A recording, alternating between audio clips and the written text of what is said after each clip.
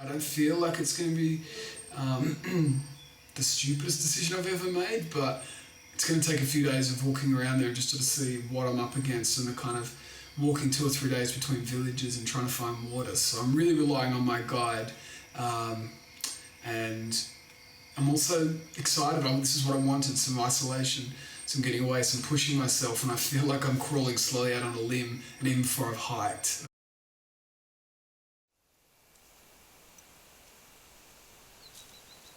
As a child, I love stories of survival and adventure and have spent much of my life exploring the outdoors.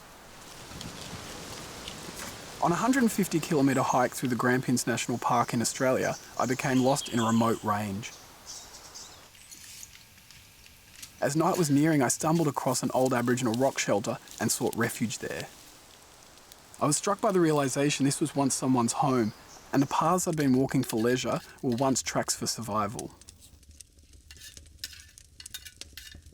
For the rest of the hike, I imagined what it was like for the Aboriginals to live here. I became fascinated with the idea of exploring and experiencing a remote tribal area where walking long distances is still a part of daily life and survival. I had no idea what I was getting myself into.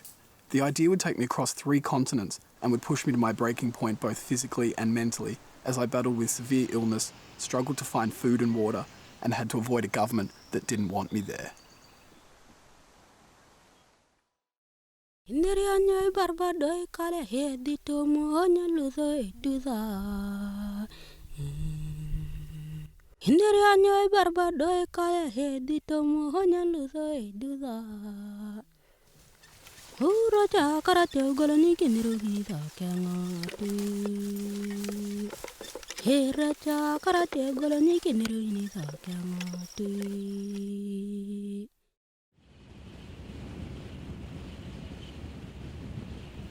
6 months later, my first stop is northern Italy to commence training in the soaring peaks of the Dolomite Mountains.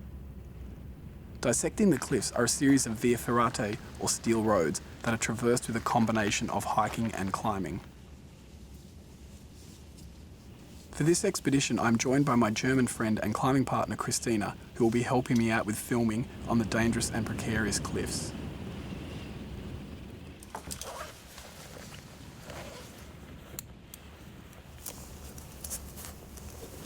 The network of tracks, ladders and ledges are carved into sheer cliffs with drops of 400 metres.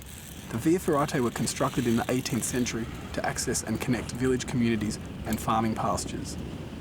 At the outbreak of World War I, they were expanded by the Italian and Austrian armies who fought fierce battles in the Dolomites. The via ferrate were pounded by gunfire and the boots of tens of thousands of troops walking from battlefields and moving supplies.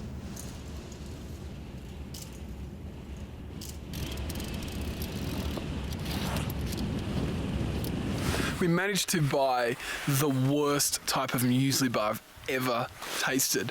But unfortunately, you're not allowed to leave rubbish at the hut, so we have to carry them, but the weight's too much, so let's try. Oh, it's terrible. Scheiße.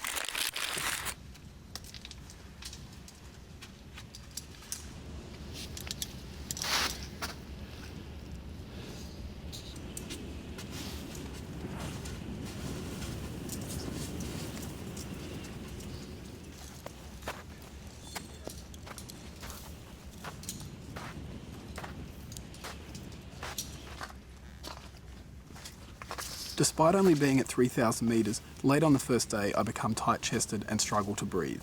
I suspect it's the effects of altitude, but when I start experiencing heart palpitations and a severe fever, I fear it is something much worse.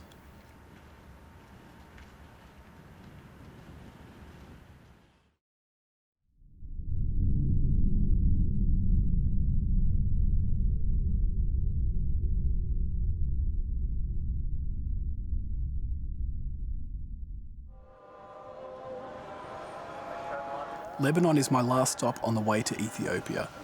I have been chronically fatigued for 8 weeks, sleeping up to 16 hours a day and suffering hot and cold sweats.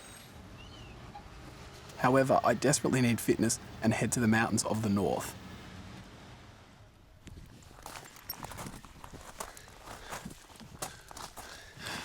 I've just started up El Sayed, which is the highest peak in Lebanon. It's actually a ski field for the start, which is all uphill, and even though I've only been walking a few hundred meters, my fitness is just absolutely terrible since getting Lyme disease. Yesterday I spent in the Kadisha Valley, which is an extraordinary place. I spent a lot of time off track, partly checking out some climbing cliffs, and the other part getting lost as usual, and I got exhausted quickly. In the warmer months, farmers cross these barren mountains in search of grazing for their sheep and goats.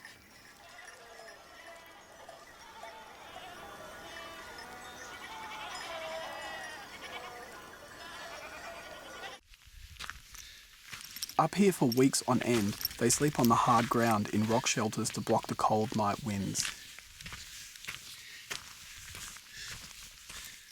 The two 10-kilometre hikes leave me exhausted. I'm only days away from flying to Ethiopia and am deeply concerned. I have no idea how I will handle the demands of long-distance walking in such an extreme environment.